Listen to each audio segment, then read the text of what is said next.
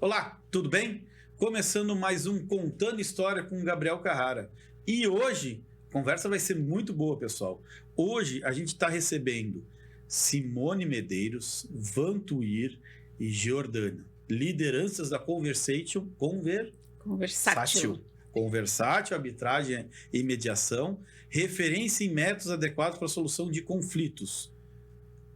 Vamos entender quem que é cada um agora, para vocês entenderem com quem que a gente está conversando e para a gente entrar aí no assunto.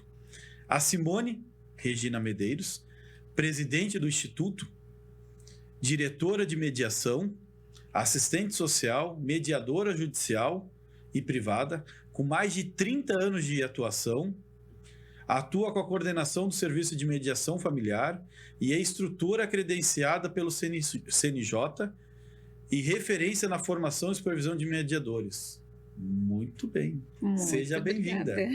Parabéns aí pela trajetória, né?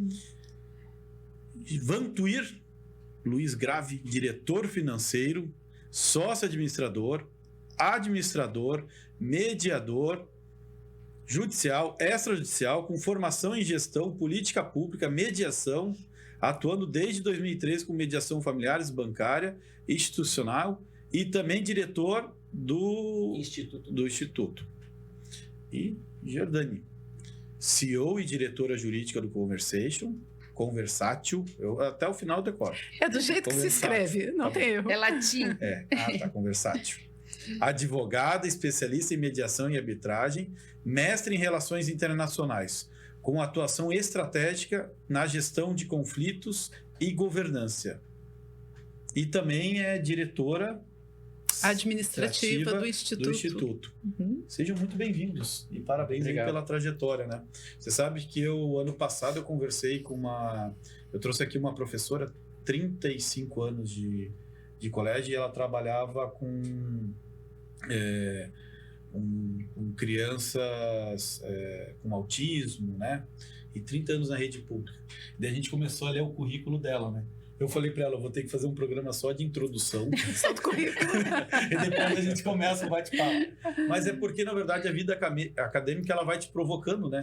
A minha mãe, ela é doutora em educação, né? Daí quando ela terminou o doutorado, né? A gente fez uma festa e tudo comemorando, né? Daí ela falou assim, eu tenho uma boa notícia para dar. Falei, mãe, fala qual que é. Não, eu vou fazer o pós-doutorado. Falei, para mim não é boa notícia. Eu tava fazendo festa porque, enfim, acabou, tá tudo certo. Não, eu vou querer fazer mais, estudar mais. Mas eu acho que essa provocação, né? A gente começa a estudar e daí quer fazer mais um curso e não para, né? É esse tempo novo, né? Que a gente não quer parar de aprender, não quer parar de estudar, né? Então, acho que isso faz parte, né? E o aprendizado nunca termina. Não tem como. Por mais que a gente estude, se atualize, a gente percebe que sempre tem algo mais para aprender. Esse é o bonito da vida. É uma frase batida, mas equivale. Quanto mais sei que nada sei. É exatamente isso. A gente estuda e a gente fala assim, meu Deus do céu, eu tenho que estudar mais, porque eu achava que eu tinha algum conhecimento, né? E aí quando eu vou estudar, eu vou entender que não é. Eu, lá atrás quando eu fiz faculdade de administração, eu já trabalhava, né? Eu já gerenciava equipe e tudo. E daí eu fui fazer faculdade e falei assim, meu Deus do céu, por que eu não fiz isso antes da faculdade? Eu me batendo para resolver algumas coisas, tem cara que estudou há 100 anos e já resolveu esse assunto por mim, né? É isso aí. Me explica o que é essa aí, mediação, arbitragem, como é que funciona? Qual que é a diferença de um, de outro? Olha, a mediação, né? A gente diz que ela faz parte da história do mundo, né? Porque a humanidade sempre precisou encontrar formas de resolver suas diferenças, suas dificuldades, né? E aqui no Brasil, assim, a lei veio só em 2015, mas a gente já vem praticando, né, a mediação de conflitos, que a gente até nem fala mais mediação de conflitos, fala mediação de relações, né, mediação de pessoas, de situações, para poder encontrar as melhores soluções e, de alguma forma, né, que a gente mude um pouco essa cultura nossa de judicialização, e isso hoje é um enfoque até da OAB Nacional, né, de a gente olhar um pouco para isso, não só de evitar a judicialização, mas também de desjudicializar aquilo que já está lá. E aí, para isso, também os tribunais têm investido bastante, né, na mediação dentro dos processos. E nós, como empresa e agora como instituto, nós focamos bastante na prevenção dessa judicialização e na prevenção da escalada desses conflitos, porque conflito faz parte da vida, né? A gente todo dia tem uma situação de alguma dificuldade, alguma decisão para tomar, e em famílias, nas corporações, nas empresas, principalmente agora que nós vivemos mais de 5 gerações ao mesmo tempo, né? Então, essas dificuldades intergeracionais. Então, tudo isso é um terreno muito fértil para que a gente olhe para isso, para as formas como a gente se comunica, a forma como a gente olha para o outro, como a gente trata o outro e como a gente quer ser tratado, né? Então, a mediação, ela trabalha nesse ambiente, nesse contexto, né? Não sei se querem complementar. Você sabe que ontem eu estava lendo um processo com 1000 páginas. Nossa. E aí eu vou falar para vocês que assim, a maior parte da discussão, né, começa com aquela história da justiça gratuita. Aí um tentando provar que o outro não tem direito à justiça gratuita. Então, né, dentro dessas 1000 páginas, boa parte da discussão é essa. Né? E aí algo que eu ficava pensando, pô, se eles sentassem para conversar, já tinha resolvido, né? Um processo de 15 anos, né? Não é um assunto pesado, é um assunto basicamente simples, né? E fica gastando o tempo do judiciário, né? Com um assunto que já poderia ter sido resolvido, né? Gasta-se o tempo, sendo que podia ter outras coisas no judiciário rodando e o juiz fica preso nisso daí, né? Mas, na verdade, isso eu posso falar de cadeira nos meus 40 anos de advocacia. O processo judicial, ele é voltado para o processual, não para o conflito. Se discute sobre prazos, sobre que recurso é cabível, sobre momentos processuais, sobre justiça gratuita. E o conflito em si, ele fica lá num cantinho, esperando que tudo isso seja decidido para depois se olhar para ele. Caramba. Então, Roberto Portugal, que é um grande juiz que a gente admira muito, ele fala que nós temos a lide processual e a lide sociológica. A lide processual é a que vai no judiciário. Nós trabalhamos com a lide sociológica, que é olhar para o conflito, que é olhar para as pessoas. Eu sou da área comercial, né, como corretor. Então, a gente é muito mais isso daí, né? Quando eu vou resolver alguma problemática, eu quero entender as pessoas, para entender aonde que está a dor e é onde eu vou achar o conserto, né? Sim. Essa aqui é a dor, então vamos atingir comercialmente aqui que a gente vai conseguir. Né? Porque, por isso que eu infarto quando, né, brincadeiras à parte, quando eu olho o processo. Eu falo, meu Deus do céu, o pessoal está gastando tempo, né? Vamos resolver. E é essa sensação que dá, né? Eu digo, e quando a gente vai atender uma situação, né, vamos dizer, um conflito, né, vai atender as pessoas numa relação de conflito, geralmente o que a gente vai fazer? Primeiro, tentar entender, né, quem são essas pessoas, que história que elas têm, porque às vezes mesmo numa relação comercial, né, tu que trata com imóveis e tudo, aquele imóvel, ele tem uma história, ele tem gente por trás dele. Então, eu digo, são sempre pessoas, né? São sempre histórias. E aí, se a gente consegue compreender melhor esse lugar de cada um nessa relação e a gente consegue fazer com que um possa perceber a partir do olhar do outro também, começa a abrir um pouco essa comunicação, né? Porque tudo se resume na comunicação, né? Então, eu vejo que é muito formação, né? Minha mãe é educadora, né? Então, cresci com ela nisso, né? A gente sempre fez muito trabalho voluntário. Então, em qualquer ambiente que eu sempre trabalhei, eu sempre tive esse olhar, né? Tentar primeiro entender o outro, né? Olhar a visão do outro para tomar uma decisão. E como que isso muda no nosso dia a dia, né? Porque a maioria das pessoas não olha para o outro, eles simplesmente atropelam o outro, né? Atropela e não entende. Às vezes a pessoa não é a resposta dela natural aquela que ela deu, né? E você olha para a pessoa e fala, tudo bem, né? Não era o seu dia. Tá tudo certo, beleza, vamos conversar outro dia, né? Porque não era o momento dela. E as pessoas, a grande maioria, não consegue ter essa percepção. E é os conflitos que a gente acaba tendo, né? E, Gabriel, só para pegar esse gancho, alguma das experiências da Conversátil do Instituto é justamente processos de 15 anos, 23 anos que estão lá no judiciário, quando as partes decidem, não, vamos resolver isso, e muitas vezes acabam buscando a Conversátil, o Instituto, muitas vezes em 4, 5 meses está resolvido, porque a gente acaba olhando para as pessoas, acaba olhando para as dores de cada parte. E se resolve. E mais de uma vez, né, Valtuir, a gente já escutou depois de uma mediação, a gente nunca tinha sentado antes para conversar. Anos e anos de processo, essa é a primeira vez que a gente se reuniu para conversar. É inacreditável esse distanciamento das pessoas, né, separadas por um processo. Situações, inclusive, onde uma parte nunca tinha visto a outra parte. Só pelos autos do processo. E eu vou falar assim, ó, e cada vez eu vejo que piora isso, né? Porque hoje as pessoas são muito frias, né? A história do WhatsApp, né? O cara responde. Eu falo muito para as pessoas, pega o telefone e liga, né? Tá com dúvida, liga, né? Porque às vezes conversar é mais fácil. Às vezes você vai mandar uma mensagem, a forma como você manda, a pessoa às vezes acha que você tá brigando. Ainda mais eu que tenho minha descendência italiana, né? Eu, conforme falo, a pessoa acha que eu tô brigando. E é meu natural, né? Dependendo da pontuação, né? Que às vezes tem gente que não coloca nem pontuação no texto. Aí... É pior ainda. É sempre igual na mediação, é sempre a questão de ponto de vista, né?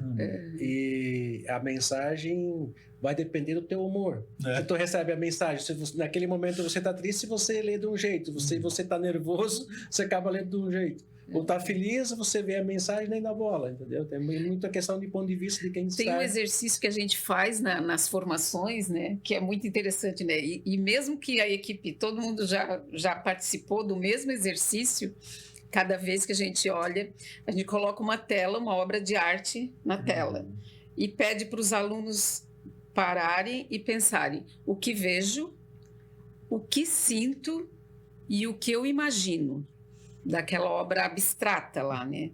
Nossa, o exercício é assim, ó, se der, tu fica mais de 1 hora só naquilo ali, porque cada um vê uma coisa, cada um sente outra e cada um imagina outras coisas. E aí, na imaginação, então, vem histórias, não? Eu imagino que aconteceu tal coisa. Então, e aí a gente sempre parte desse lugar, né?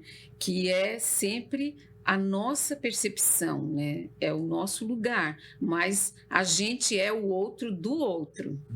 Então, se eu tenho uma percepção, eu estou num lugar, o outro está no outro lugar, com outra percepção, com outra história, com outra vivência, outra experiência. Então, a gente tem que ir ajustando essa comunicação, essas percepções, né? E o bonito na mediação é quando a gente ver as mudanças de percepções, a transformação e que eu digo, as pessoas envolvidas conseguem encontrar um caminho do meio, vamos dizer assim, né? Mas encontrar uma situação, às vezes, que inimaginável tinha sido a solução. Mas a partir dessa relação, dessa conversa, dessas mudanças de percepções, compreensão, né? Então, a gente começa a compreender o contexto, começa a compreender como que as coisas estão se encadeando, acontecendo, né? E é muito... Nossa, eu sou apaixonada. Sabe que uma vez eu fui numa palestra e aí ele falou o seguinte, a partir desse momento eu vou pedir que vocês vistam o meu óculos. Mas não é um óculos físico, né? Eu quero que vocês comecem a enxergar com o que eu vou passar. Né? Zerem a outra lente. A outra lente. Né? E é muito isso, né? Às vezes, eu quando dei aula, eu falava para os meus alunos, é difícil a gente dar uma opinião sobre um ambiente que a gente não vive. Então, vamos pegar um caso clássico, né? Lá o conflito de Israel, né? Em qualquer momento da história. É muito difícil a gente estar. Primeiro porque, independente da religião de qualquer um aqui no Brasil, a gente é um país cristão.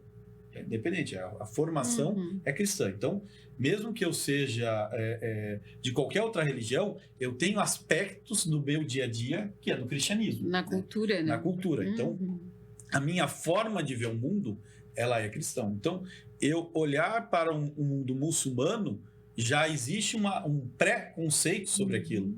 Porque o meu olhar, ele foi criado. E não é porque eu queira ser, é porque a gente foi criado assim. Então, para mim julgar, dizer se é certo ou errado, é muito difícil.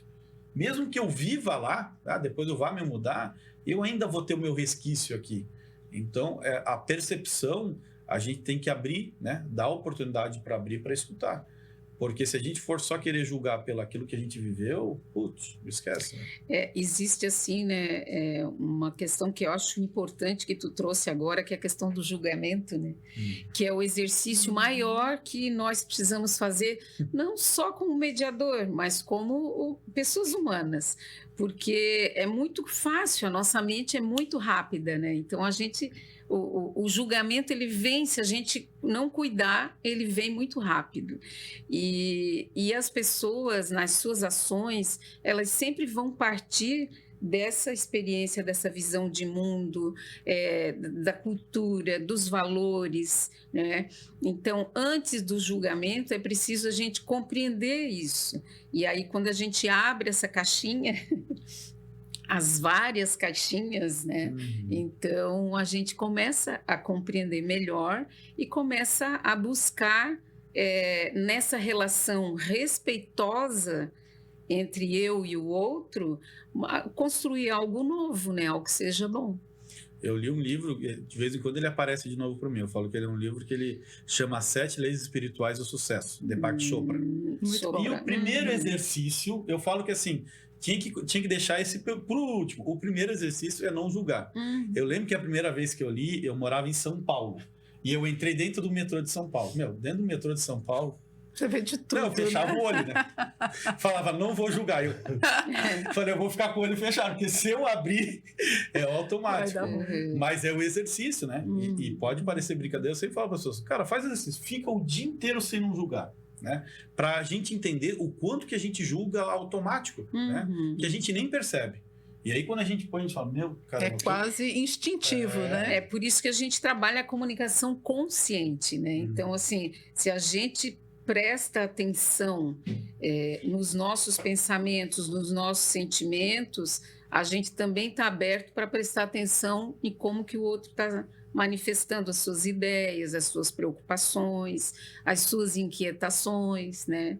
Então, por isso que a gente diz que a mediação é um exercício para a vida, né?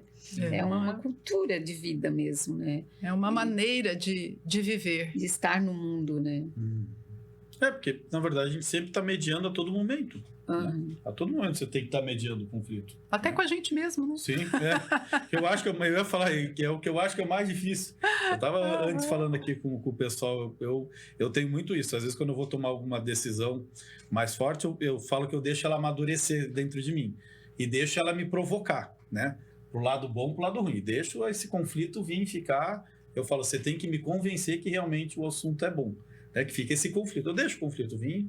Eu falo, não, agora tá bom, você me convenceu, a gente vai levantar essa bandeira. Né? E é muita gente se entender, né? A gente tem que se entender, porque senão... Mas me explica um pouco a arbitragem, como é que funciona a arbitragem. Olha, eu vou trazer um exemplo que acho que fica mais fácil de ilustrar. Na saúde, a gente tem o SUS, que é o Sistema Único de Saúde, que atende a todos indistintamente, com renda, sem renda, independente da doença, do problema. Basta você procurar um hospital público, um posto de saúde, você é atendido. Não entro aí na questão da demora, da fila, né, das especialidades, mas o governo oferece esse serviço. Se você não quer ser atendido pelo sistema público de saúde, você procura uma clínica particular ou através dos planos de saúde, certo? Na justiça, nós temos também a justiça pública, que é oferecida pelo Poder Judiciário, indistintamente para todos os cidadãos. Se você tem condições, você paga as custas do processo, você paga advogado. Se você não tem, você pode pleitear o benefício da justiça gratuita, do advogado dativo, mas é um direito constitucional que todos têm acesso à justiça.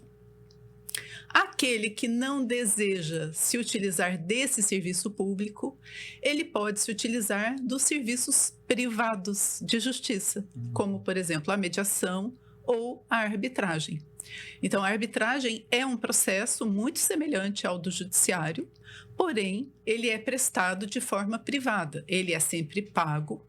No lugar do juiz, nós temos o árbitro, que ele pode ser indicado para aquele caso ou mesmo escolhido pelas partes.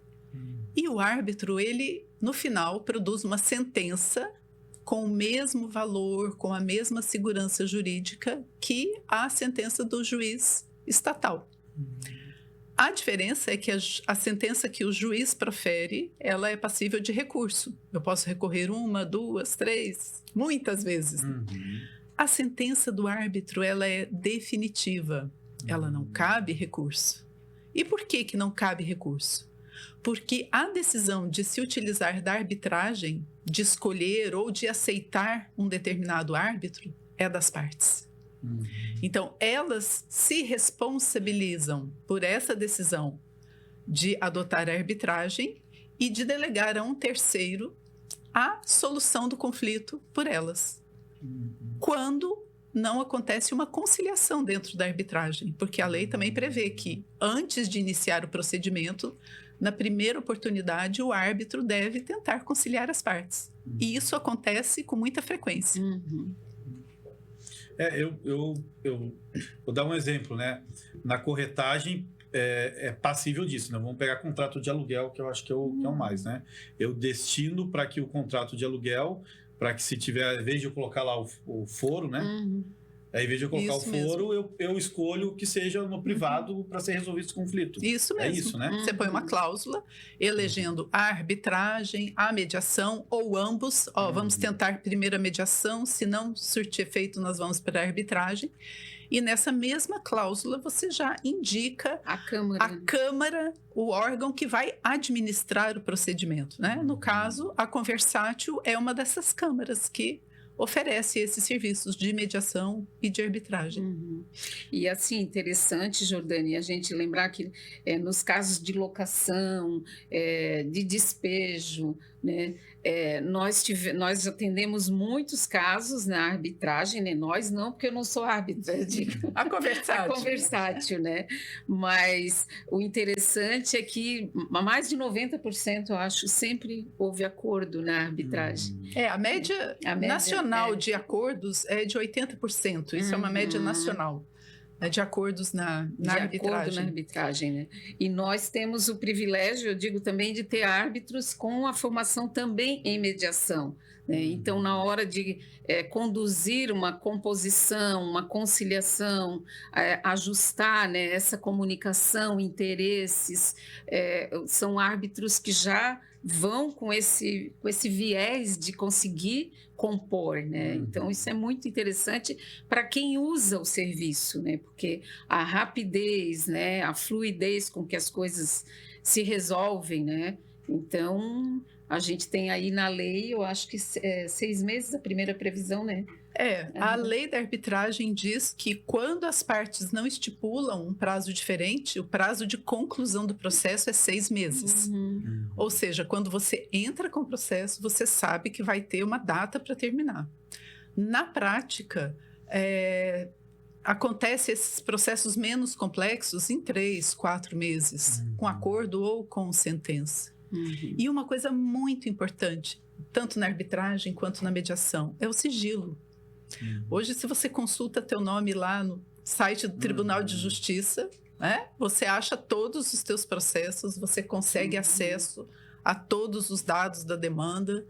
E isso, principalmente na área empresarial, é uma dificuldade muito grande, porque expõe as pessoas, né, com fatos, com documentos que às vezes são bem delicados, embora tenhamos a LGPD, a Lei, né, Geral de Proteção de Dados, que, ao meu ver, ainda não está funcionando. Não. Mas na arbitragem, na mediação, os processos realmente são sigilosos, só tem acesso quem está participando do processo. Nós temos um sistema próprio de gestão desses processos, então, mediante login, senha. E tudo fica ali. Então, as partes não são expostas, o conflito não é exposto. E isso preserva não só a relação, como, né, a própria imagem da empresa ou da pessoa.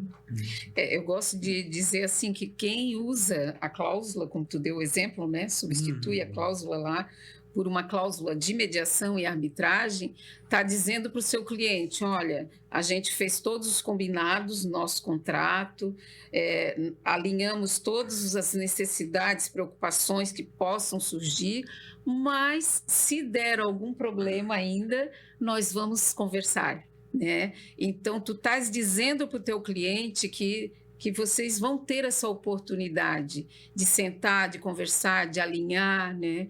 E porque a judicialização ela rompe a comunicação. Totalmente. Total, né? Então, quando tu judicializa, é como se virasse as costas. Então, a gente sempre fala, todo mundo se preocupa tanto com a jornada de sucesso do cliente, tudo. E a minha pergunta é sempre, tá, e quando dá ruim? E quando dá ruim na jornada do cliente, o que faz, né? Então, a empresa que não judicializa, mas que procura trabalhar isso já de forma preventiva, ela sim está preocupada com o sucesso do cliente, né? E, Gabriel, a partir do momento que as partes elas elegem uma Câmara, né? A Conversátil, o Instituto, esse processo não vai para a Justiça. Então, assim, é uma garantia que a empresa ou as partes podem dar um para o outro. Não, nós vamos resolver, mas isso não vai ser na justiça. Nós vamos resolver e vai ser resolvido rápido. Entendeu? É uma forma de blindar, né, também o negócio. Sim. Não, sem dúvida, né? Além disso, eu também estava pensando, né, a história de herança, né, que na nossa área imobiliária é um dos grandes gargalos, né? Eu, exemplo, eu estou com um desses processos que cai na mão. E eu falo que o corretor às vezes tem que ficar fazendo o papel de psicólogo, né? Eu tive 3 anos atrás, né? Que eram 3 mulheres. E aí veio juntos agregado, né? E aí chegou num dia, no calor da emoção, né? Porque o processo estava rodando, a gente fez via cartório, né? Porque não tinha discussão das partes, mas a turma com pressa, né?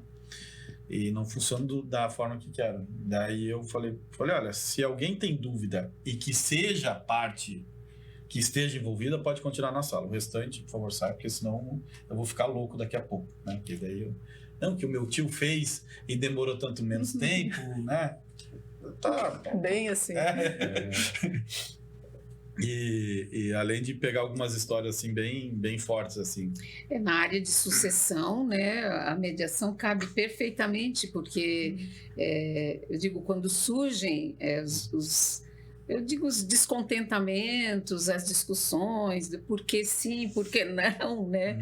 Então é sempre importante que tenha alguém isento ao conflito, que não tenha nenhum interesse, né, para poder ajudar a alinhar essas percepções, esses sentimentos, essas histórias familiares, né? Então, tanto na questão da sucessão empresarial, como na sucessão de patrimônio mesmo, né? Cabe perfeitamente a mediação. E faz diferença, né? Porque nós estamos falando tudo de processo longo, né? É processo que vai 5 anos, 10 anos, 15 anos, 20 anos, né?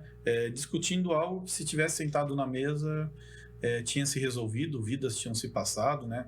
A amargura, eu pego por mim, né? Eu tive um processo com a minha filha, quando pequena ela foi mordida no colégio, né? Recebeu 17 e poucas mordidas, a escola foi negligente e tudo, né? E eu acabei entrando com um processo muito mais pela indignação do ato que aconteceu, né? E eu fiquei durante muito tempo pedindo conciliação no fórum e não era atendido. E eu pedia, porque eu não queria porque quanto mais o processo andava, para mim era pior. Mais angustiante. Mais angustiante, porque eu não estava ali por valor, por nada, né? Eu entrei com o processo só pelo ato, né? Não consegui na parte penal fazer contra a pessoa, então pelo menos que só que essa brincadeira demorou 4 anos. Nossa. E eu tive que acionar o CNJ para andar o processo. Olha só. Você vê. E para mim era angustiante, porque eu queria resolver, não queria que... Tanto é que quando teve a conciliação, lá no fórum, perguntou, mas você quer continuar o processo ou você quer conciliar? Eu falei, eu quero conciliar, pelo amor de Deus. Cada dia que fica... Eu fico carregando uma história de 4 anos atrás, né? Que já foi, já passou, e vamos tocar a vida para frente, né? Então, é por isso que eu gosto muito da conciliação, porque ela, põe um pano, resolve... E no fundo, o que você realmente queria com o processo? Sim. O que você queria? O que você buscava? Justiça. Justiça, né? Justiça. Essa justiça você traduziria como? O que seria uma solução justa naquele caso? Porque a tua filha foi mordida. Sim. Isso não tem volta. É que a pessoa fosse penalizada de alguma forma, né? É isso que eu buscava. Naquele ponto, naquela isso é referente àquele processo. Né? Na verdade, você buscava um reconhecimento da tua dor, da tua indignação, que talvez com um pedido de desculpas e de reconhecimento por parte da escola, que houve a falha, que houve o dano, né? Seria digamos, a concretização dessa justiça. Muito mais do que dinheiro. Então, e isso no processo judicial não tem espaço. O juiz não vai colocar ali, peça perdão para outra parte, reconheça que você errou. Ele vai traduzir ali ou numa condenação penal ou numa condenação em valor, mas isso ainda não é o suficiente, concorda? Concordo. Mas aí, né, agora vamos começar a analisar. Sim. Aí eu digo, aí entra, Gabriel, a tua identidade de pai também, né? Então, assim, o que um pai, qual que é a identidade de um pai, né? O pai quer proteger. Sim. Né? E aí, esse reconhecimento que a Jordani está falando, né? Então, faltou esse reconhecimento da tua identidade de pai e do dano que foi causado. Então, por isso que, às vezes, um processo de milhões se resolve com um pedido de desculpa, né? Então, a gente, quando fala de conflito, a gente sempre olha para esse pano de fundo. Qual que é o pano de fundo da grande maioria de todos os conflitos? Identidade e reconhecimento. Tá? Então, sempre que tu te deparar com alguma situação, tenta entender quem é essa pessoa, o que ela está buscando, qual que é a dor, qual é a necessidade que não está sendo atendida nessa relação. Né? Então, isso faz com que a gente comece a ampliar um pouquinho o olhar diante das diferenças, né? Das diferentes percepções.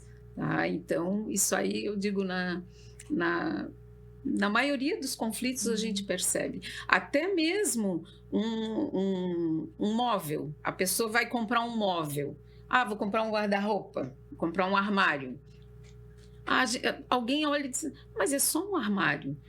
Aí tu vai conversar com quem vai comprar. Mas que armário é esse? Eu vou ter um filho, vai nascer o meu bebê, é um armário para o quarto do meu filho. Ele tem uma história. Né? Tem um porquê, tem uma necessidade, né? E isso, eu digo, na maioria das situações a gente consegue identificar, né? Quando a gente tem essa escuta genuína, quando a gente presta atenção, quando a gente está interessado no que o outro está trazendo. Então, quando a gente deu o curso para o Cresci, agora a gente concluiu aí o curso da formação para o Cresci, né? Nossa, os corretores ficaram assim impactados, né? As avaliações que a gente recebe, assim, a minha visão de mundo mudou, eu me transformei, sabe? Então, assim, por conta dessa percepção, né? A capacidade de tu ouvir, né? Mas ouvir escutando realmente o que o outro está trazendo, né? E não com os teus pensamentos, com os teus valores, né? Então é transformador. Não, e na área imobiliária, isso é muito visível. Não é à toa que a maioria das imobiliárias e corretores usam a expressão, né, realizando o seu sonho. Porque na maioria das vezes é um sonho mesmo. A casa própria, o imóvel para começar um negócio, o lazer de uma casa na praia. Então, realmente é o sonho de uma pessoa ter um imóvel. E aí, quando dá ruim, né? Quando dá ruim, é esse sonho que está sendo ameaçado, que está sendo frustrado. Então, a partir deste conhecimento, dessa identificação, o acordo é um resultado. é um resultado dessa identificação do conflito, né? Ele surge naturalmente. Sim. E é bem isso, né? Exemplo, eu sempre quando eu vou conversar com o cliente, eu sempre falo para meus corretores, né? Eu bato papo. Eu às vezes gasto 2 horas, 4 horas, porque eu quero entender a pessoa, né? Antes de oferecer imóvel, antes de oferecer qualquer coisa, eu preciso entender do ser humano que está ali do lado, Sim. né? Para mim saber escolher o melhor imóvel para ele, ajudar, porque nem sempre o que ele está procurando é aquilo que ele precisa. Ou o que ele pode? Ou que ele pode. Para mim entender qual que é o nível de negociação que eu posso com ele. Quem que é o tipo de ser humano que eu tô ali. Aonde que eu vou poder apertar, onde que eu não vou, onde que eu vou poder chegar mais. Então, essa conversa inicial, para mim, ela é fundamental. Eu não consigo sentar com alguém para negociar se antes eu não bater um papo. Entender a pessoa. Aí, depois que eu entendi a pessoa, eu falo, tá fechado o negócio. Escutou como? Não, tá fechado. Eu já entendi o que ele precisa e aonde ele pode ir. Então, agora é só a gente encontrar o produto. Né? Então, é muito isso. A gente pegar, entender o ser humano que está do outro lado, né? Pegar a essência dele. Esse negócio de corretagem, né? Uma vez eu peguei família, né? E daí um irmão falava assim, minha irmã não quer vender a casa, não sei o que e tal. E fui, né? E daí fui conversar, aquele meu trabalho fui conversar, fui entender. O resumo que tinha uma história por trás, né? E uma história muito pesada por trás, o porquê que não é que ela não queria, o vínculo que ela tinha com o imóvel, né? E aí fui entender, depois que eu entendi, ela quis vender, tudo certo, né? Mas ninguém quer deixar de vender alguma coisa, alguma história tem relacionada.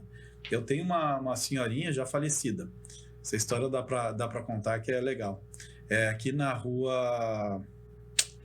Ai, caramba, agora fugiu o nome. É onde tem bastante loja de óculos ali, que é os oftalmos. Abdom Batista. Abdom Batista, obrigado. Ninguém conhece. Ninguém conhece. Abdom Batista. Abdom Batista tem um prédio lá embaixo que chama Abdom Batista e do lado tinha uma casa de uma senhorinha. Era a casa dela. No fundo tinha uma casa que ela tinha de aluguel e a terceira casa no fundo tinha sido vendida. E do lado um terreno. E aí o dono do terreno falou, Gabriel, à frente não dá pra gente construir um prédio. Eu preciso dos 7 metros dela de frente pra gente conseguir erguer um prédio. Senão, o terreno dele tem 1.000 metros. Tem 10 por 100. Né? Não consigo construir prédio por conta disso. Falei, tá bom. Não, e assim, vou te dar um monte de opção para você oferecer para ela. Tá bom. Aí fui lá, cheguei, bati, daí o filho dela atendeu. Falei, quem que é o proprietário? Minha mãe. Falei, não, eu tenho uma proposta para comprar um imóvel. Ele falou, já vou te adiantar. Ela não vai vender. Eu falei, não, mas eu posso conversar com ela? Ele falou, olha, vou te explicar. Eu sou o 7º filho que estou tentando ficar com ela. Depois de mim, ninguém mais vai ficar. Você, talvez. Porque ela é difícil. Falei, não, mas tudo bem, eu só quero tomar um chá com ela. Né? E aí ela saiu na janela. Ela falou assim, pode vir amanhã que eu tomo um chá contigo. Falei, tá bom, o chá eu já ganhei. Aí voltei no outro dia, aí conversei com ela, falei, olha, a pessoa tem interesse por conta disso, né? Eu falei, e a minha proposta é o seguinte, a senhora não vai precisar sair da sua casa. Ele vai comprar, fica com o usufruto para a senhora fica morando aqui até a senhora quiser, ou a senhora vier a falecer, e aí ele só quer garantir o direito de ser. E daí ela falou assim, olha, Gabriel, realmente é uma excelente proposta, mas eu vou te explicar o porquê que eu não vou fazer isso. Porque é o seguinte, toda essa quadra aqui era da minha família. Quando eu casei, né, com meu excelentíssimo marido, isso aqui era meu. E ele foi vendendo o que era meu. Então, quando ele faleceu, eu fiz uma promessa. Eu não vou vender mais nada, porque eu nunca concordei de vender. Eu não queria que vendesse. Então, daí ali eu falei, não adianta eu argumentar, né? Ali é um compromisso de vida, né? Eu falei para ela, mas então vamos fazer uma promessa. Você deixa avisado os seus filhos que quando a senhora morrer, eu sou o primeiro cara a pegar a autorização para vender. Bem, se passou 7, 8 anos, estou na imobiliária conversando com um cliente sobre inventário. ele tem um imóvel no Atiradores, uma problemática, e eu tentando entender para ver como é que dá para vender. Ele falou: porra, Gabriel, você é bom para resolver essas coisas. Eu tenho um imóvel que é da minha avó, que eu acho que você pode resolver. Falei: ah, é? Falei: onde é que fica o imóvel? Eu falei: pois é. Era o próprio. Era ele. Aí eu contei a história dele, ele falou assim: era minha avó. Eu falei: então, eu já tenho autorização antes de você me dar, sabe? Só para te avisar. Em vida, ela me autorizou a vender o imóvel, né? Mas brincadeiras à parte, né? É a gente entender, né? Vamos entender o que está acontecendo ali, né? O porquê que é daquilo, o que não é, para depois a gente avançar. Senão não adianta. Às vezes a gente vai ficar gastando tempo com algo que não vai para frente. E realmente, às vezes a pessoa não quer vender e tá tudo certo, né? Vamos pro próximo, né? Vou fazer o quê? E justamente aí é que surge o desgaste, quando a pessoa não entende isso e quer de toda forma que a vontade dela, que o interesse dela prevaleça. Nem sempre isso é possível. E eu acho que esse é o grande desafio, né? Muito. O maior desafio é esse. Porque tem pessoas que são, eu falo que é senhor da razão, né? Só a razão dela vence, né? E a gente conseguir construir para que ela consiga ter o olhar do outro é muito forte, né? É muito forte. É um exercício diário aí que a gente tem que fazer.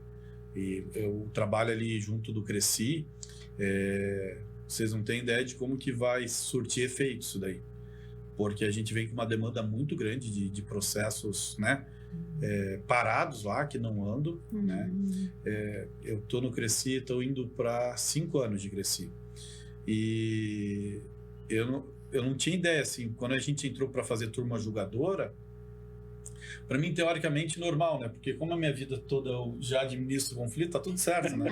Cara, eu vou ler o processo, vou entender, mas a grande maioria trava, né? Mas como é que eu vou julgar o outro? Eu falei: não é o que você vai julgar. Você vai entender, nós vamos escutar a parte, né? E dali a gente vai sair entendimento. E nós estamos em um grupo, né? Não é uma votação individual. Só que mesmo assim é muito lento, né? Porque tem que ir para a turma julgadora. Então, a gente criando um local para a gente conseguir mediar antes de chegar aqui, meu Deus do céu. Agora com a JuCon, né? Com a Junta de Conciliação, que já foi criada, Sim, agora só falta, eu digo, colocar em prática, né? Eu acho que o Cresci está estruturando, vai começar agora, né? Esse ano. Vai ser muito importante. Ano passado foi a formação e esse ano eu sou um dos bandeiras para que isso aconteça, né? Porque é a sensação que muitas vezes o corretor, a sociedade tem perante ao conselho, que ele fez a denúncia e nada aconteceu. Sim. Mas é essa sensação que nós temos quando a gente não recebe uma resposta em tempo hábil, né? A gente não recebe a comunicação do que está acontecendo, a sensação então, é de abandono. A junta vai vir para... Vai ser muito agilizar, rápido. Vai vir para agilizar. A gente vai jogar para lá. Pô, se eu conseguir resolver, beleza, né? E principalmente esses conflitos que a gente tem bastante, né? Que é questão de aluguel, questão de valor de entrada, de corretor com corretor. Corretagem. Corretagem, porque eu falo porque eu pego muito turma julgadora e eu fiz turma julgadora via COFES, que é pior ainda. É uma sensação pior ainda, porque esse negócio ele já passou 5 anos lá no conselho, tá 2 anos, 3 anos lá no COFES.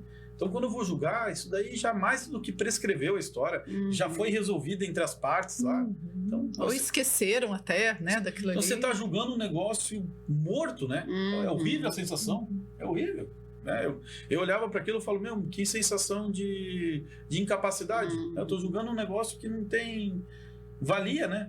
Já aconteceu, já se resolveu, empresa já fechou, depois você está julgando uma empresa que nem existe mais. Né? Ineficiência. Né? Então você vê como é que isso facilita e vai agilizar bastante. Vai bastante. E principalmente, assim, às vezes, desfazer mal entendidos. Porque nem sempre ali o corretor, a imobiliária agiram errado, nem sempre eles deixaram de cumprir a lei. Às vezes foi um mal entendido, que numa sessão de conciliação isso pode ser esclarecido.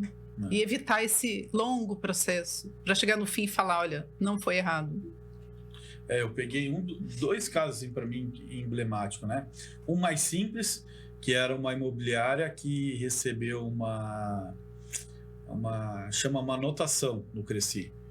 E daí eu fui ler o processo, poxa, a imobiliária fez tudo, né? E aí o cliente mesmo assim entrou com denúncia no Cresci.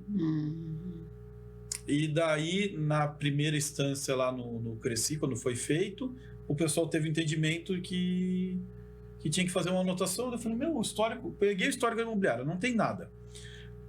Peguei o histórico com o cliente, ela fez tudo para atender o cliente, né? Mas é aquele cliente que mesmo que tudo que você faz, ele não fica satisfeito, né? Foi feito todo o procedimento que poderia fazer, né? Se preocupou, deu pós-venda, né? Tentou resolver a dor. Então não tem lógica, né? Só que, de novo, isso há quanto tempo? 3 anos um negócio desse, né?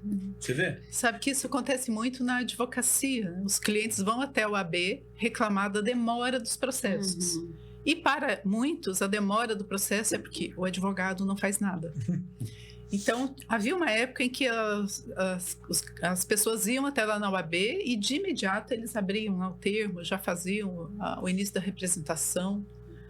E isso, com o tempo, a gente conseguiu implementar. Gente, vamos pesquisar o processo, vamos fazer uma oitiva da pessoa através de um conselheiro, vamos ouvi-la, vamos entender o que está acontecendo com o processo. Muitas vezes basta entrar lá no andamento do processo e ver que está 1 ano parado esperando o juiz despachar, que está lá meses esperando o promotor de justiça. Isso não é culpa do advogado. Trocou o juiz, né? Trocou o juiz, né?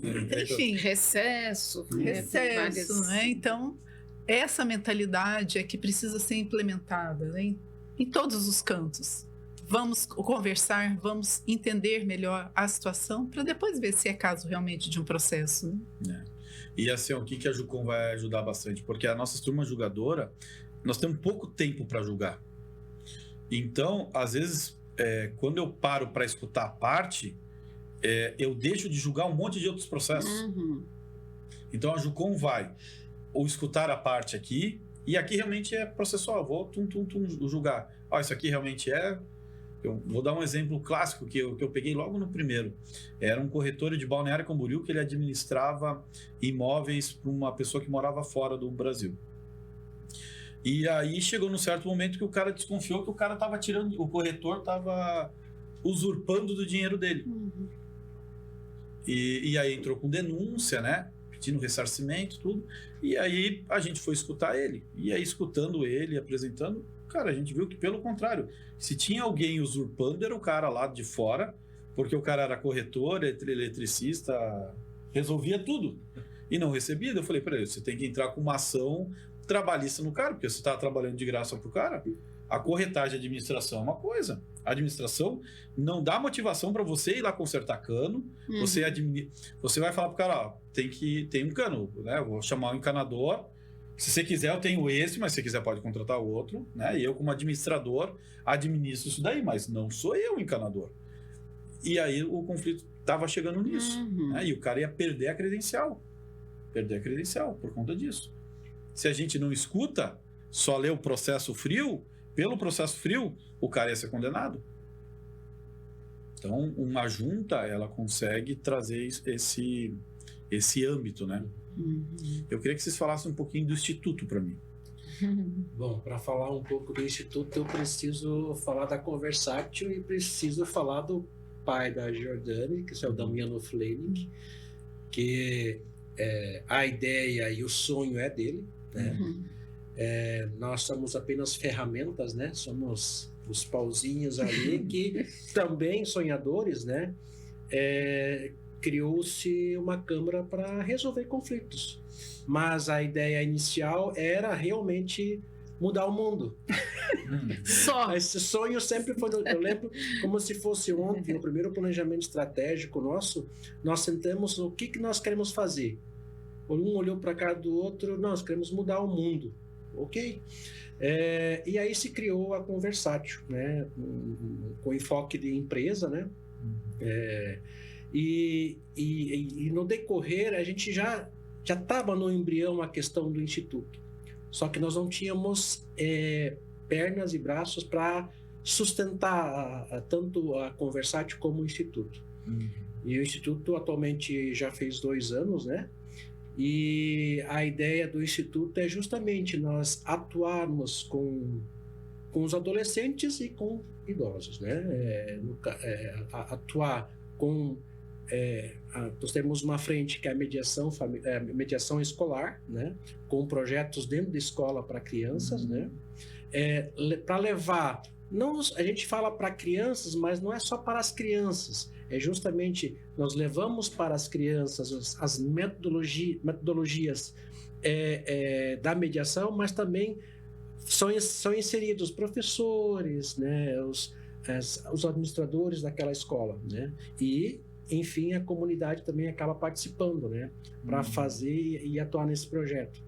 E com o projeto Entre Laços, né, nós pegamos a outra base para auxiliar, né, essas pessoas que, na verdade, deveriam estar usufruindo do fim da vida, né, e muitas vezes estão dentro de um conflito, né, muitas vezes são abandonados, né, e não são ouvidos, né. Então, nós 2 carro-chefes, né, dentro do Instituto, né, a mediação escolar e a mediação intergeracional, né? Entre Laços. Levar eu digo, jogar luz nessa cultura, né, que nós precisamos. Então, e aí na mediação escolar também, trazer também esse olhar para essa cultura do envelhecimento, não é? Hoje a gente está aí caminhando, né, para a nossa, não existe mais a pirâmide, né, já é uma ânfora, eu digo, o número da população, então nós já temos mais idosos do que crianças no Brasil, né, e para isso precisa que toda uma cultura comece a valorizar e a olhar para de que forma que a gente vai cuidar disso, né?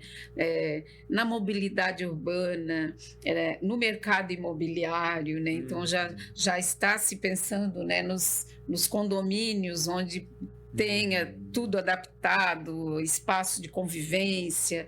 Então as pessoas estão vivendo mais e a gente quer viver mais e melhor, todo mundo, né? Então, esse eu digo... Eu brinco que antigamente a pessoa chegava aos 50 anos e ela já estava pensando em aposentadoria, então... ela já estava com um olhar muito mais de, né? Hoje, 50 anos, você está na metade da vida. Olha como é que é forte isso. Hoje, quando você chega com 50, você fala assim... A idade subiu. Eu tenho mais 50 anos para viver, né? Antigamente isso era com 30, né? Depois passou por 40, hoje nós já estamos chegando com 50. Então hoje você faz 50 anos, você pode falar, eu ainda tenho 50 anos para viver. Eu vivi 50 anos, foi legal, agora eu tenho 50 anos para viver. Então como que eu vou viver esses 50 anos? Então, e como que a minha turma vai conviver comigo, né? Porque eu acho que o maior conflito, eu tive assim, o privilégio de cuidar dos meus 2 avós, né? E 2 avós diferentes, um avô bem moderno, né? Ficou viúvo, começou a namorar, né? Então ele com 80 e poucos anos, um dia ele chega e fala para mim, Gabriel, eu vou levar minha namorada para o encontro de família. Eu falei, vou assim, ó. Entendeu? Acho que não é uma boa oportunidade. Ele, por quê? Porque a namorada dele tinha 55 anos e ele tinha filha com essa idade, até mais velha. Eu falei assim, eu acho que vai dar problema. Ele, mas por quê? Eu falei, assim, as suas filhas não têm a mentalidade jovem que nem você tem. Falei, vai dar conflito. Eu pedi ajuda, eu chamei a minha tia-avó, falei, vocês conhecem o seu irmão? Vão junto comigo, porque eu não vou dar conta do recado. Vocês vão junto para me blindar, porque vai sobrar. Mas é muito isso, porque na verdade ele está vivendo a vida dele, né? Ele não estava com a mentalidade de que ele estava com 80 anos. Esse que era o grande tchan, né? O problema é que a pessoa olha para o idoso e olha a idade, né? E o idoso hoje, a maioria não é idoso, é muito mais jovem do que, né?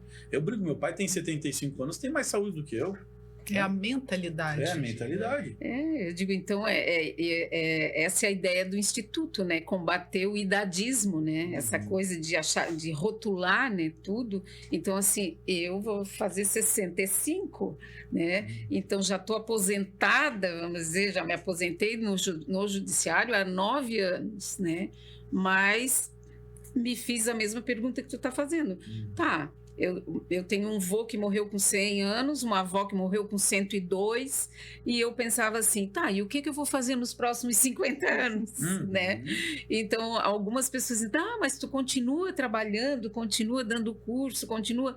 Eu digo, olha, eu me sinto pertencente ao mundo, Sim. quero produzir, quero contribuir, e assim é como está a grande maioria, né, das pessoas que estão envelhecendo de forma ativa, né? E aí entra, Gabriel, aquilo que é o mote, assim, que a gente usa há muito tempo no nosso instituto, que é relacionamentos importam, né?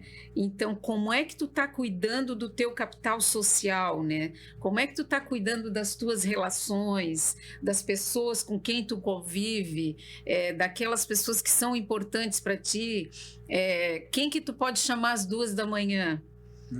Quem é que pode te chamar às 2 da manhã se precisar, né? Então a gente trabalha muito no sentido de que as pessoas voltem a valorizar as relações, né? Porque nós somos seres relacionais, a gente não tem como viver sozinho, né? Sim. Então nós temos essa interdependência, de tudo a gente depende que alguém produza, alguém venda, alguém plante, alguém... Então essa rede faz parte da nossa vida, da nossa humanidade. E muito legal também esse trabalho que vocês fazem nas escolas, né? Porque um dos maiores problemas de escola é relacionamento. Eu falo que eu sou expert, eu estudei, meu Deus, não sei nem quantas escolas que eu estudei. Basicamente, quase um ano eu estudava em uma escola, porque o pai mudava e a gente se mudava junto com ele, né? E a grande dificuldade, eu até lembro que eu fui estudar num colégio em São Leopoldo, Concórdia. E aí o diretor falou assim pro meu pai, mas ele tem algum problema de se relacionar, porque ele está entrando numa escola nova? O meu pai falou, olha, se ele tem, ele já deve ter resolvido, porque ele já mudou de escola. Se ele tinha algum problema de se relacionar, ele teve que aprender, porque... Né? E é muito isso, porque no âmbito escolar, eu sempre falo, eu tive esse privilégio de estudar em muito colégio, de conhecer muitos professores. Então eu brinco que o professor entra na sala de aula, eu já faço o raio-x, né? Pelo estilo que ele vai dar de aula. Mas eu aprendi muito com erros e acertos, como os que algumas escolas atuam, o que dá certo e o que dá errado, né? Eu estudei em colégio que era muito liberal, tudo podia, né? E aí o caos se instalou, né? E escola que não podia nada e que o caos se instalou a mesma coisa. O caminho que sempre funcionou, que eu sempre vi na minha vida, é o caminho do meio. Não é nem aqui... É o equilíbrio. É o equilíbrio. Mas né? para tudo na vida, né? Precisa desse equilíbrio, né? E no caso do ambiente escolar, né? O que precisa, né? Envolver, né, as crianças, os adolescentes na construção dessas regras que tu diz, hora muito puxada, hora muito frouxa, né? Então eu digo, construir junto, né, o ambiente, a cultura, e aí é onde a gente trabalha muito a questão das rodas de conversa, né, de compreender, de o professor enxergar o seu aluno, né, conhecer o aluno, conhecer um pouco da sua história, saber dar espaço, às vezes, para um dia de... Às vezes, um dia de mau humor de uma criança ou de um adolescente, buscar uma aproximação. Então, eu digo, é desafiador, né? O ambiente escolar é um ambiente múltiplo demais, né? E são essas técnicas de mediação que a gente leva para as escolas, para o Cresci, para a UAB, que ensinam a como fazer isso. A gente não vai lá dentro resolver o conflito, mas nós vamos multiplicar esse conhecimento para que cada um no seu dia a dia, na sua área, no seu trabalho, pratique essas técnicas. Vocês vão dar a ferramenta, né? Isso. A ferramenta para a pessoa resolver, né? E é para a vida, né? É para a vida. É para a vida. Eu lembro quando eu era adolescente, eu escutei uma palestra na escola, né? Seguida, assim, foram fazendo palestra, e aí todos falavam assim, não, a gente gosta de fazer palestra em escola porque vocês são o futuro do mundo. Eu falava, eu não conseguia compreender aquilo. Como assim? Nós somos o futuro do mundo. Meu Deus, eu aqui, o que eu... E é óbvio, hoje eu consigo compreender, né? Você cativar no jovem, né? Você está fazendo a construção, né? Eu escutei você falando, né? Quando vocês montaram a empresa, né? Que vocês queriam mudar o mundo. Mas a gente começa mudando o mundo com pequenas ações. Né? Às vezes a gente acha que a gente tem que fazer uma grande ação. Não. Né?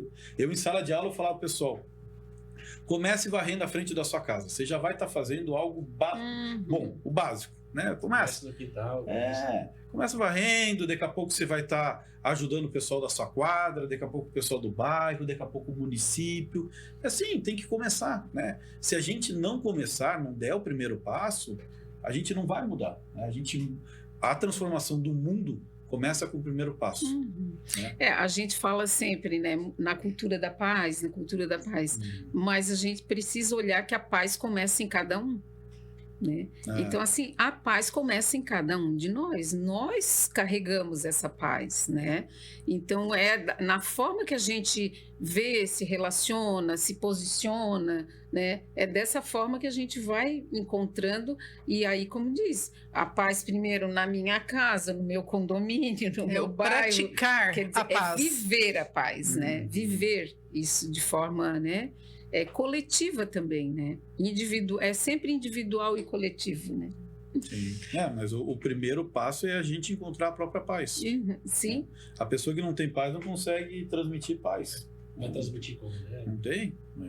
É uma explosão por dentro, né? Não tem como. Falando das escolas, né? A gente teve uma experiência bem interessante na última escola que a gente aplicou essa capacitação. Um dos alunos que participou como é que era o termo que a gente usava? Os agentes de mediação, né? Agentes. Então, foi feita uma capacitação com alunos e um deles foi para casa e comentou o que tinha aprendido naquele dia sobre escutar, sobre o que era o conflito, né? Que até usou uma expressão, né? O conflito não vem andando para cá, né? A gente é que traz o conflito, enfim. E aí ele comentando com o pai e com a mãe o que ele tinha aprendido na escola sobre isso. O pai levou isso para o trabalho dele e falou para o patrão dele, olha, a gente devia fazer isso aqui também. O que está sendo feito na escola podia ser aprendido aqui na empresa também. Então, é essa multiplicação. Né? São sementes que a gente vai plantando e cada um vai levando isso um pouco adiante. Sim. Teve um que disse para a professora fez a capacitação e ele também fez, mas em turmas diferentes, né? E aí um dia ele sentou e disse, ela estava sentada na hora do recreio e ele chegou do lado e disse, ô prof, por que a prof me odeia? Ele disse para ela, mas como assim? Desconcertou ela, né? Mas ela já tinha feito a primeira etapa da capacitação.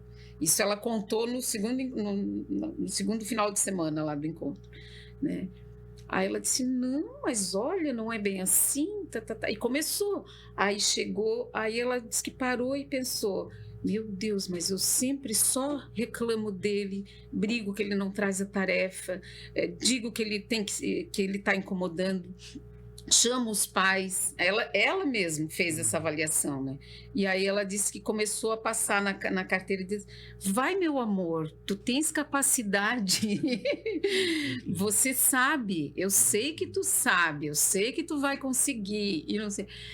Pois assim, em pouquíssimo tempo, este menino tirou o primeiro 7 da vida, da vida dele, da vida escolar, ele estava na do terceiro ano, da terceira turma.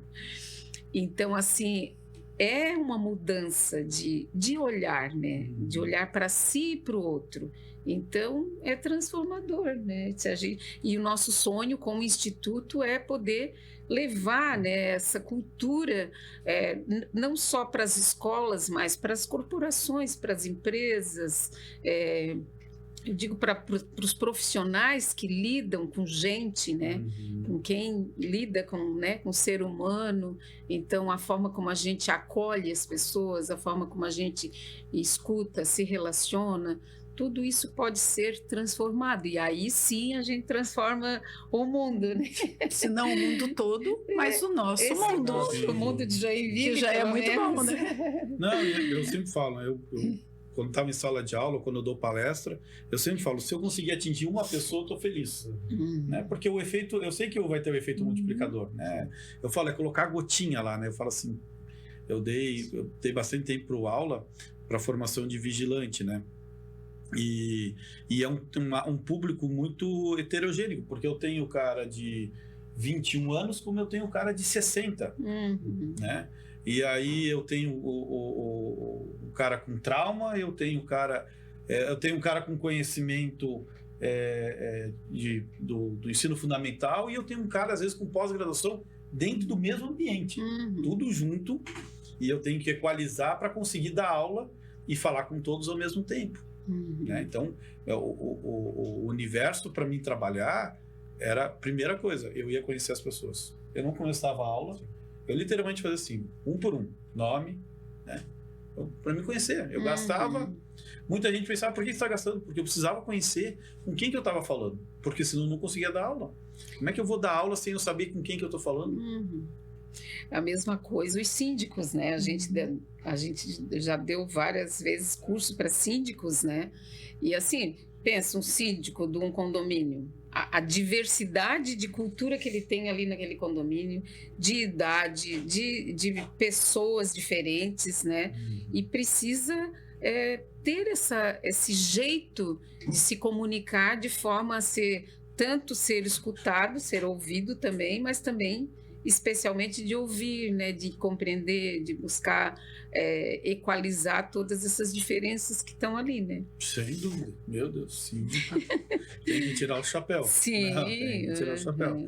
Porque ele lida com o dia todo, né? Não tem um dia que é calmo, né? Mediador por excelência. Mediador por excelência. Ele precisa se capacitar em mediação, né? Não, e tem síndico, que agora é síndico profissional, né? Sim. Ele trabalha com mais de um prédio. Sim. 50, 500, a gente já viu aí, né? Eu tenho um cliente meu que ele é síndico profissional e ele compra apartamento, assim, né? Ele sempre põe que uma das cláusulas, quando ele compra, é que a construtora indique ele como síndico. Eu falo para ele, meu Deus do céu, você tem que parar com isso aí. E ele pega tudo, não é predinho assim com uma torre, é um prédio com, não sei quantos apartamentos. Eu falo, meu Deus do céu. Falei, qual vida que você tem atendendo o telefone e tudo, né? Mas é dom, né? É a pessoa que... cada um vai usar o seu talento, né? E o próprio zelador, né? O zelador é outro, que também está ali no filtro de... Sim. E pega a história do vigilante, né? O vigilante, ele também é o cara, porque ele é o cara que... Ele recebe a porrada, literalmente isso, né? Ele é o cara que trava a porta do banco, a culpa não é dele. Né? E ele que vai escutar, né? Ele é a linha de frente. Então, o preparo mental do vigilante, eu falo que o preparo mental para o cara da área da segurança tem que ser muito maior do que o preparo físico. O preparo mental é muito maior. O preparo físico... É a inteligência emocional. Eu falo muito para minhas filhas, né? Às vezes acontece alguma coisa, eu falo assim para elas. O importante é isso aqui, ó. A cabeça vai vencer a força. Não se preocupem. Vocês têm que se preocupar em ter força mental. Força mental vai... E hoje eu digo, né, nessa vibe aí, depois da pandemia, com esse boom das questões da saúde mental, né? Sim. Então, olhar para as relações, olhar o cuidado, o autocuidado, né? O cuidado de si, do outro, é uma coisa que a sociedade precisa agora aprender.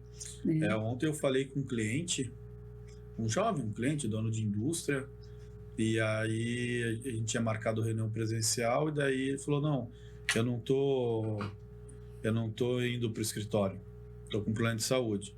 Eu pensei, meu Deus, um cara novo. Falei, caiu, se acidentou, alguma coisa? Burnout. Burnout. Ele falou, Gabriel, assim, eu não... Ele falou, não acreditava nisso, mas assim, ó... mas tá pegando, ele falou assim, todo cara, mundo. Ele falou, chegou um dia que eu pus um saco na minha cabeça para entrar dentro do carro, que eu não conseguia conviver com pessoas, não conseguia escutar as pessoas. Você vê como que assim, é muito forte, né? Um exemplo que a gente tem visto também, assim, ó, tu agora estava de férias, tu vai num café, alguém vai te atender, né? Aí diz, não, eu quero um pastel de frango, um café. o atendente, em seguida, se ele não anotou, ele vira de novo para ti. O que a senhora quer mesmo? Eles não conseguem. Não. Então, assim, e aí a minha avaliação, né, observando muito, né, hoje o estado de presença está muito. As pessoas não estão presentes, né? Então, assim, a gente está conversando e às vezes está pensando, eu tenho que isso, eu tenho que aquilo. Não está aqui agora, né? Então, esse aqui e agora, e na escola a gente trabalhou muito, né? O mote do eu te vejo, eu estou aqui, né? Eu te vejo, eu estou aqui, sabe? Então, essa relação de presença está quase perdida na nossa sociedade, eu acho. Né? Então, precisa ser cuidada. Vamos resgatar. E aí isso. o Instituto existe para isso, né? Que a gente quer, é aí que a gente quer entrar, né? Com os nossos projetos, com ações, né? Com campanhas, divulgação também, né? E aí a gente agradece muito já essa oportunidade, né? De estar aqui podendo falar daquilo que a gente... do nosso propósito mesmo, né? Que é para a ideia muito do podcast sempre foi essa, né? Eu, quando criei esse projeto podcast, porque eu sou abençoado de conversar com muitas pessoas, né? Eu caminho aí por esse estado, pelo país, e aí eu falo, eu tenho que compartilhar aquilo que eu escuto, não pode ficar só comigo. É muito individualismo. Então eu trago, e agora eu falo que eu ando meio chato, né? No bom sentido, que a pessoa começa a conversar comigo, eu falo, vai lá no podcast para a gente terminar de conversar. Né? Mas é muito isso, de a gente compartilhar as pessoas que a gente conhece e o que está sendo feito no mundo, né? Porque, infelizmente, às vezes as pessoas ficam se alimentando com notícia ruim. Só. E, cara, tem muito mais notícia boa do que ruim. Tem muita coisa boa acontecendo. O ruim é isso aqui, ó. Literalmente. O bom, meu amigo, quantos projetos, quantas coisas estão acontecendo. Assim, é maravilhoso, né? O mundo é muito bonito para a gente ficar, né? Olhando em guerra, em destruição, meu. É que o negativo dá mais ibope, né? É muito estranho isso, né? Não, e eu tenho a possibilidade de viajar, assim, bastante aqui pelo Brasil, e aí você vai para outros estados, vê outras coisas acontecendo, eu falo, ninguém está falando o que está acontecendo aqui, né? Esse ano eu tive 2 cidades aqui em Santa Catarina que eu tive uma surpresa muito grande. Uma foi 13 Itilhas, né? Já tinha ouvido falar, mas eu fui lá. E eu recomendo todo mundo. Vá a 13 Itilhas. É linda. Não tem explicação. 13 Itilhas me relembrou muito Gramado há 20, 30 anos atrás. Né? O que tem a cidade especial? A cidade. Não tem. O que tem? Cidade. Né? E a outra é Pinheiro Preto. Que é próximo dali. Bem perto. É uma cidade forte em vinícola, super forte. Tem uma história muito bonita, tem a história lá do trem pagador e tudo. Cara, e ninguém fala em Santa Catarina. Né? Assim, um local muito forte com a história da vinicultura, né? As histórias, e ninguém fala. Né? 2 locais que eu conheci, eu falei assim, meu Deus, quanto lugar bonito que ainda não é falado, né? Ou é falado pouco, né? Fala pouco. Então, assim, o nosso estado, com certeza, ele é muito lindo, mas o nosso país mais lindo ainda, né? E o mundo mais lindo ainda. Né? Então, a vida é bela. A vida é bela, é verdade. A vida é muito bonita, a vida né? é bonita. E é isso que eu acho que a gente tem que ajudar a propagar, né? Vamos propagar as coisas que são boas. Deixa o ruim, ele com o tempo ele some, né? O mal, ele não dura para sempre, ele com o tempo vai apagando. Então tá bom, pessoal. Como é que faz para o pessoal querer conversar com vocês, procurar vocês? Como é que funciona? Onde que acham vocês? Nós temos a nossa sede na Rua Dona Francisca 551, no centro ali, em frente ao Sambaqui, né? Certo. Nossa sede é ali. Ou através do nosso site, pode entrar lá também, né? www.conversate.com.br, né? Ou através dos nossos canais de WhatsApp, redes sociais, né? Ou presencialmente, sempre vai estar aberto, né?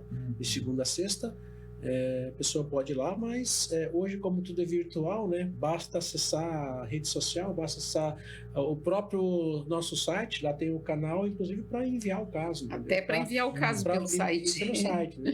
Hoje, em função que a pandemia acabou acelerando, né? Hoje, 95% dos nossos casos são de forma virtual. Então, Atendimento. não há mais necessidade de a pessoa resolver o seu conflito ter que ir presencialmente na sede. Então, é tudo virtual, tudo através de videochamada, né? Videoconferência. Sim. E o Instituto também, com os vários projetos que nós temos. A pessoa que quiser se voluntariar, quiser participar de alguma ação, quiser doar, quiser apadrinhar um projeto, também é só conversar com a gente. Como a gente sempre diz lá, queremos conversátil com você. Então, as portas estão abertas também. Né? Excelente. Muito obrigado por compartilhar. Obrigado por vocês estarem aqui. Eu que agradeço, Gabriel. Obrigado aí de coração. E você que acompanhou a gente até agora, curta, compartilhe e espero você no próximo episódio. Tchau, tchau.